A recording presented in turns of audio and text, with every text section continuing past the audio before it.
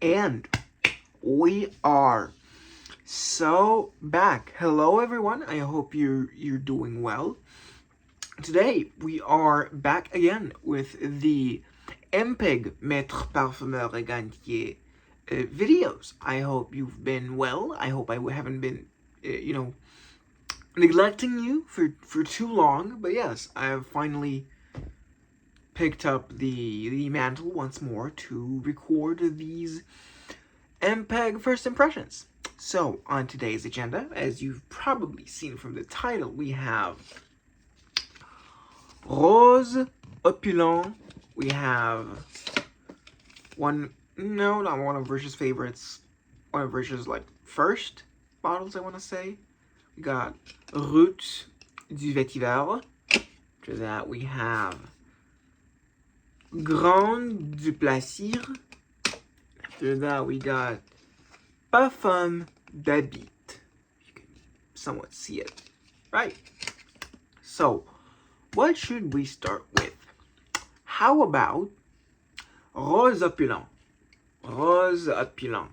There it is. The little carded sample with a shitty fucking dabber sample. They need to fix that post haste. Let's read the little blurb before we go on to do anything. So, Rose Opulent.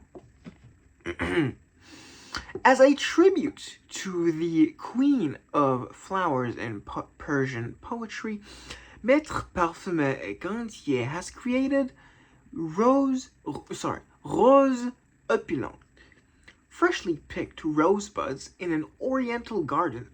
Maybe it is with delicacy yet with conviction. Yeah, okay, that's fine. That the rose reveals its generous fragrance, with green and spicy notes. A powerful yet delicate perfume. Maybe just put delicated just doesn't work in this context. Get a guy to proofread your shit, Maître. You're a pretty respectable brand. I think it reflects somewhat poorly on your brand, and I don't care much if I get blacklisted for these negative opinions.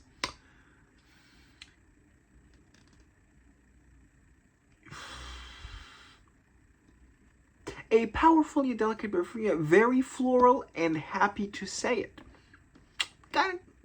Fine. The top notes are fruity aldehydes, leaf green, rose essence. What the fuck do you mean by rose essence? Is it like an oil? Are you extracting it from the rose itself? Is that what you mean? Like it's not an absolute? Let's assume it's rose oil. Let's assume it's rose oil and be on our way. The hard notes are rose absolute, jasmine, and cascarilla.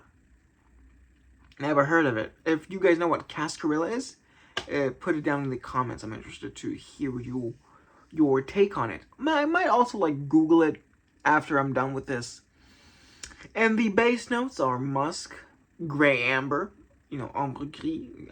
ambergris, and sandalwood. So, the little dinky fucking thing.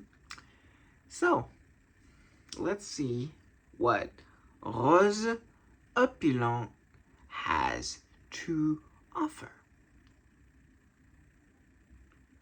First of all, I gotta say, get better samples. I know you have the resources for atomizers.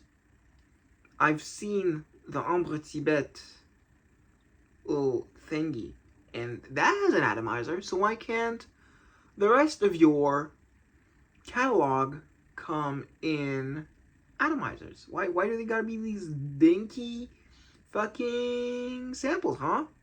Do better. So, Rose Opulent.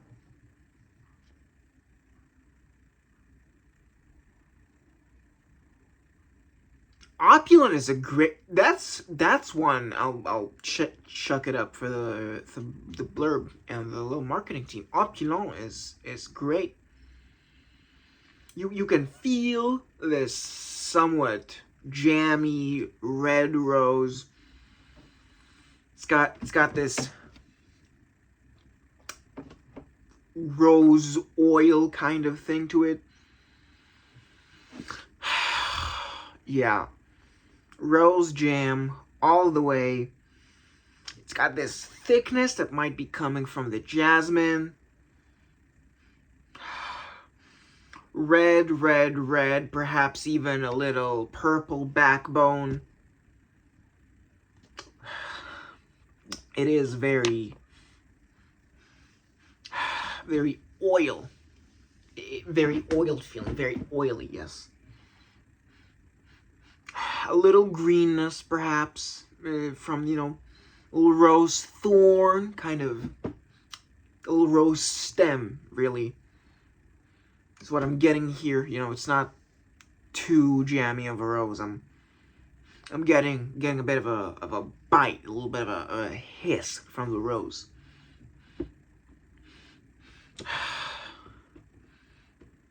This is definitely strong woman, like a burgundy red dress. She's domineering, she's serving, if I'll use some words from the the queer community, I'll say that she's cunty.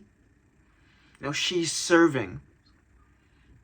She ate, slay boots the house down and all that, If you guys don't understand what I just said right now, don't worry too much. Whoever knows it knows it. And yeah.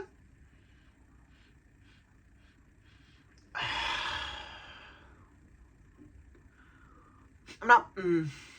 It didn't floor me, but I respect this. This fragrance has my respect. Yes.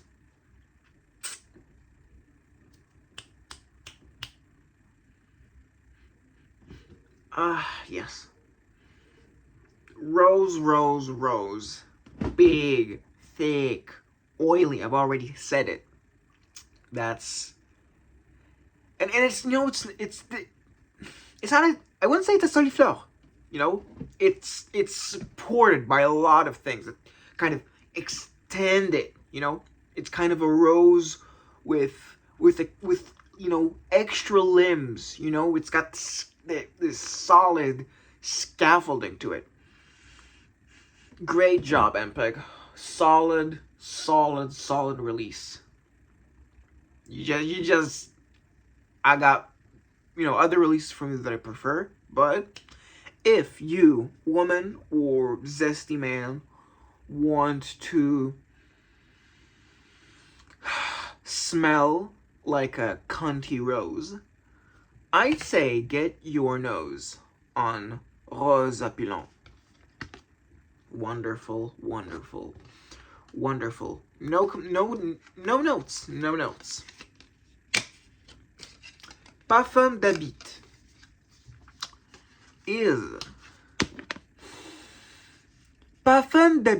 is a very elegant, warm, woody perfume. The blackcurrant bud and lemon seed tenderly welcome the vibrating, smoked heart of patchouli, softened with bourbon vanilla. Stimulating par excellence, patchouli balances the power of this water. See, that's where you messed up. This is not water. This is you could say, c'est eau, for example, but you can't say this water. This just doesn't work in English. You get a proofreader, my God. While preserving its light or slight oriental touch. You know what I have to say about the oriental thing. The incense, leather, and sandal You mean, you can't say santal, you can't say sandal. You know, that's just like the shoe. The shoe? Do better. Found in the bass notes. Create a refined ensemble for this extraordinary masculine perfume.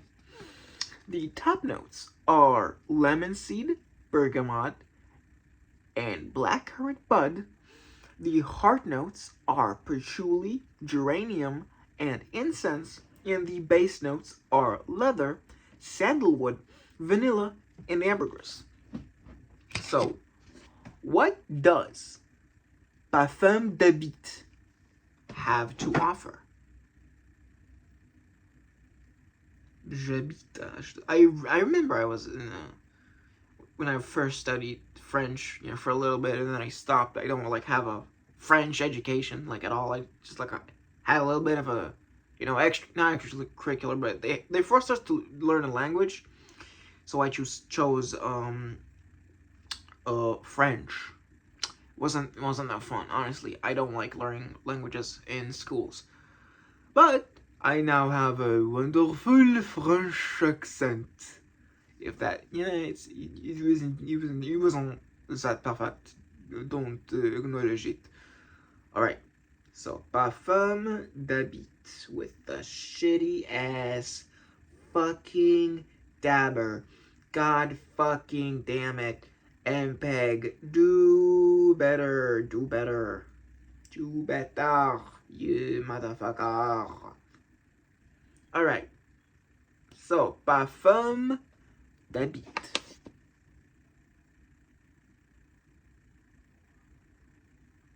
What's this right? It has that soft elegance that I'm pretty familiar with by now, you know, of Maître Parfumeur Réganier. It has a little chocolate cacao nuances, I assume from the patchouli. Some fruit juice like musks, I want to say. This kind of floral, fruity oil facet to this gives it a slight, I want to say, like a violet tinge, not the flower, more like the color.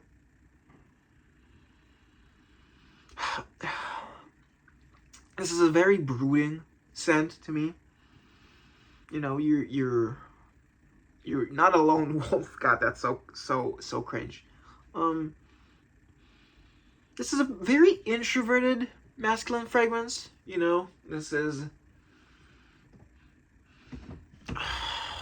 black turtleneck, long hair, writes not slam poetry. Writes poetry that he doesn't show anyone. Perceives himself to be intellectual. Whether he is up to the individual. Very reserved fragrance. A very silent beauty. It's growing on me. It's very much growing on me. Parfum d'Habit, I need to get to know you a little more. Wow, yeah. That's great stuff. That's great stuff.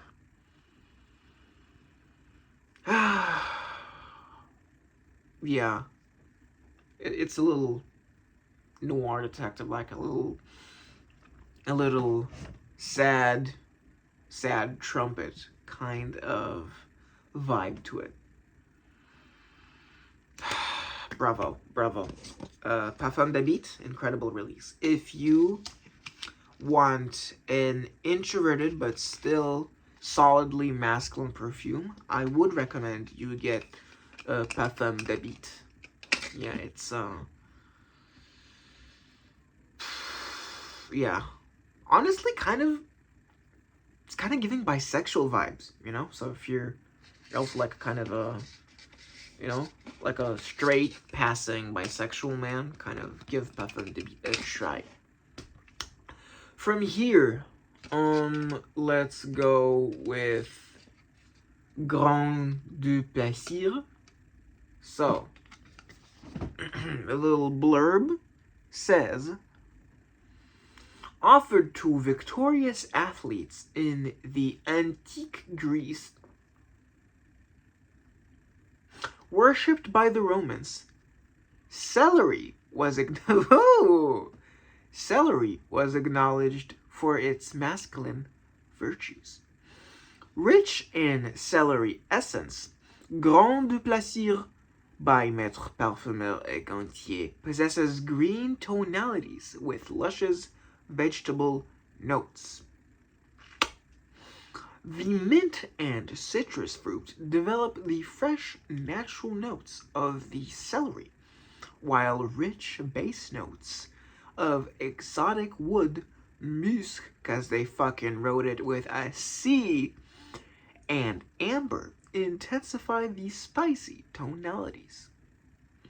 Grand du Plaisir has a very crisp and attractive character. No H in sight. The top notes are lemon, mint, and aldehyde, with the heart notes being celery seeds, mastic tree, myrtle, and lavender, while the base notes have fir absolute, java vetiver, musks with a K this time. At least be consistently wrong. What the fuck are you doing? And sandalwood. I like their, frequent use of sandalwood. It really rounds out a lot of their perfumes. I've noticed they're very. It gives an introverted kind of, rounded, sophisticated character to their perfumes. So yeah, let's see what Grand du Plaisir has to offer. Again, I fucking hate these little dabber samples. Please, just someone, I don't know, I doubt that any MPEG heads are, any people employed at MPEG are watching this, but if you do, fucking get some new samples. Fucking, my god. So, and another little dip. Skibbity dub, skibbity dip, skibbity Biden. Any skibbity Biden heads in chat? Yeah. So, Grand du Plaisir.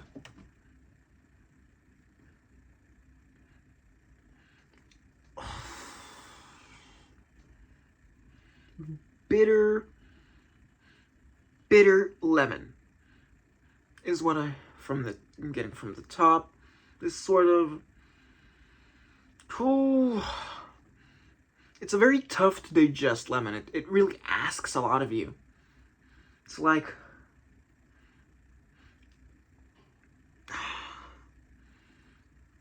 it's almost like the lemon from, I want to say Eau Sauvage or Monsieur Bama.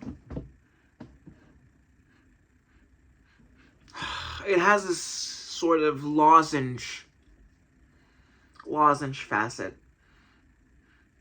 Yeah, honestly, this is one. It's a little bit of a miss.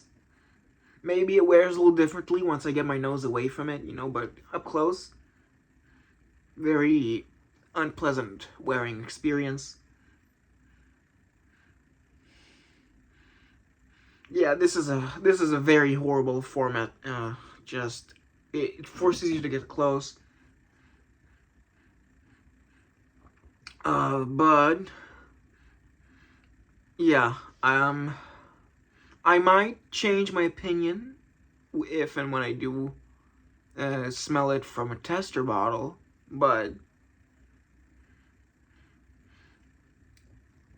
I'm getting lemon cough drops, and I don't particularly enjoy it.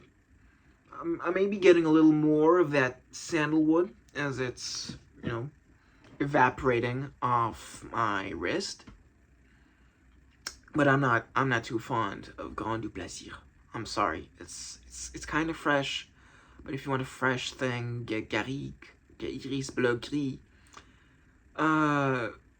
Yeah, Grand du Plaisir. It's kind of a Grand du Messire. Maybe from further wears I'll grow to enjoy it, but as it stands, Grand du Plaisir, not that good. Not that good. Yeah. So, the last perfume on our agenda. Route du Vétiver. The one that our boy, the duck, Rich Mitch, for those of you who are familiar, does not enjoy that much. What a magnificent stroll in the hills of the Reunion Island amid the influences of vetiver. What the fuck is this blurb, MPEG? With the vetiver roots, Maître Parfumeur Regantier has created the fragrance of the island. Reunion, I'm guessing? It's maybe a French territory. The uncompromising, warm, even earthy essence majestically marks with its proud and lonely character the soul of this perfume. Some precious wood underline the tonic and profound aspect of this plant. The top notes are blackcurrant, leaf green, aldehyde. The heart notes are bourbon vetiver, precious wood. Huh? I'm guessing like a synthetic thing. And jasmine. With base notes of musks and sandalwood. Oh my god. Route de Vetiver. Let's see what you have in store for us. Ooh, this little thing, kind of. So, look at the juice. It's a little, it's kind of a little darker. I don't know if you guys can notice any big differences. Probably not. Probably not. That's an awfully hot coffee pot. Should I dump it on Donald Trump? Probably not. Alright, so.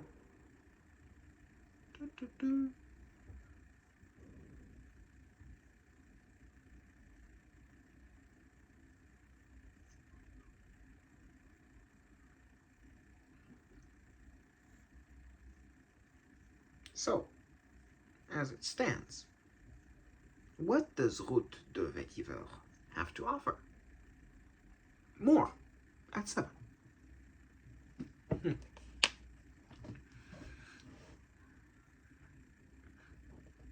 Green, dark, grassy.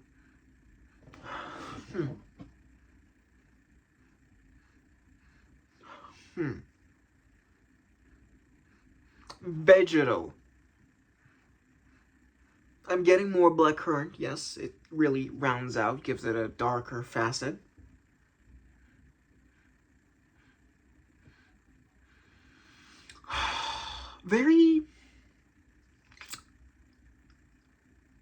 It is a very natural feeling perfume. It's got the sort of fougère noire vibe. A little Arsaignan, maybe, without the milky fig. It's just the opening of this dark, chewy, leafy grass, foliage.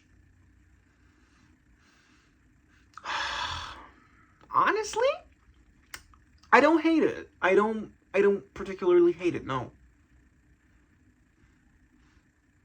It's growing on me. It's growing on me. It's a very dark green perfume, not something that I usually go towards. Doesn't move me emotionally. No, it's a very competently done, slightly unorthodox green perfume because of the dark facets. Yeah, overall solid. Yeah, it's dark green. Maybe you're in a forest. The sun is, you know, it's twilight, more like twilight towards sunrise rather than after sunset. Moist air.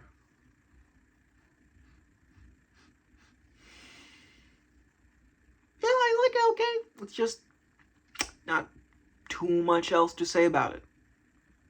So yeah, if you want a competently done dark green fragrance, I would recommend you sample Route de Vetiver. Don't know why Rich dislikes it. Maybe the vintage is more earthy, you know, more vile. Maybe there's some amber rose in there that I'm not picking up on. Either way, Route de Vetiver, solid release, didn't wow me. So, in conclusion, Rose Opulente, not as rosy, a little fruity now, very pleasant. I'm probably my favorite, no, sorry, my second favorite after Parfum d'Habit, which is, oh, just stunning. Oh my, yeah, Parfum d'Habit, the star of this lineup, still giving me that introverted masculine thing. Oh my god, please, please. Just, I love what you're putting down, Parfum d'Habit. Get it. And Grand du Plaisir. It's kind of weirdly culinary now. Yeah, it's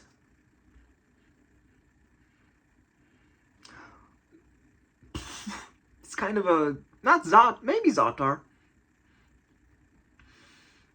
It's a little bruschetta crostini type thing. No, more like a grissini type thing. Yeah, this sort of Italian toasted bread feeling. How peculiar. I don't know what to think of it, really. I will need more time with Grand du Plaisir. The opening was kind of, but the what's the opening kind of fades away. It is interesting. And then Route de Vetiver.